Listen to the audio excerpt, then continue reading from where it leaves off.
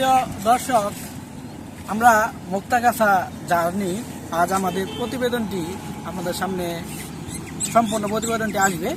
চলতি পথে আমরা এই মনতলা ব্রিজ সম্প্রতি তৈরি হয়েছে ব্রিজটি।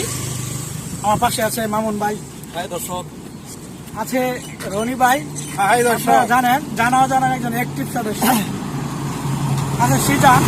আমরা সময় মিলে আজকে মুক্তাগাছা থেকে ঘুরে আসলাম, এখন ফিরতি পথ। তাই এই সুন্দর বৃষ্টি আপনাদেরকে দেখানোর জন্য মূলত এই দিক দিয়ে আমাদের আসা। আপনারা দেখতে পাচ্ছেন খুব সুন্দর ব্রিজ, আর নদীটি যে দেখতে পাচ্ছেন, এই নদীটি ময়মনসিংহের ব্রহ্মপুত্র নদীর সাথে একাত্ম হয়েছে। আমাদের মুক্তাগাছার বিভিন্ন জায়গার সম্পূর্ণ ব্লকটি আপনারা কয়েকদিনের মধ্যে দেখতে পাবেন। আর ক্যামেরার পিছনে যে কাজ করেছে, এই মনতলা ব্রিজের উপরে এসে ক্যামেরা সামনে আনার চেষ্টা করলাম। শিয়াব ভাই, রাস্তার ওই পাশটা তুললে সুন্দর হবে। আচ্ছা, রাস্তা আমাদের ডিরেক্টর গাড়ি কোন দিক দিয়ে আসে কোন দিক দিয়ে যায় তো সেটাই বুঝতেছি না। গাড়ি কোন দিক দিয়ে আসে কোন দিক দিয়ে যায় এটা আমরা বুঝতে পারছি না। আমি তো এই জায়গায় আসছি কিন্তু এরকম অবস্থা ছিল না। খুব সুন্দর। হ্যাঁ, এখানে কিছু ইতিপূর্বে আমি এই জায়গাটিতে এসেছি কিন্তু ঠিক এরকম অবস্থা ছিল না, তখন এটা কাজ চলতেছিল। আমার বাড়িটা ঠিক এই দিকে, আমি এই রাস্তা দিয়ে এসেছিলাম।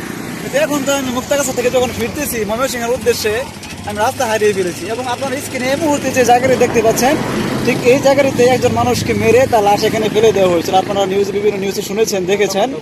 এবং একদম 5টা খণ্ড করে একটি লাশ এখানে ফেলে দিয়েছিল। খুবই আশ্চর্যজনক একটি জায়গা। যাই হোক, রাস্তা খুঁজে পেয়েছি।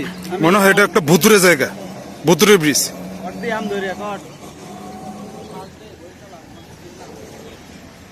জায়গাটি অসম্ভব সুন্দর, আপনারা চাইলে আসতে পারেন। এটি ময়মনসিংহ এবং মুক্তাগাছা উপজেলার একটি ডিভাইডার ব্রিজ। এই ব্রিজের এক পাশে মুক্তাগাছা সদর, মুক্তাগাছা উপজেলা, এবং অপর পাশে ময়মনসিংহ সদর উপজেলা রয়েছে।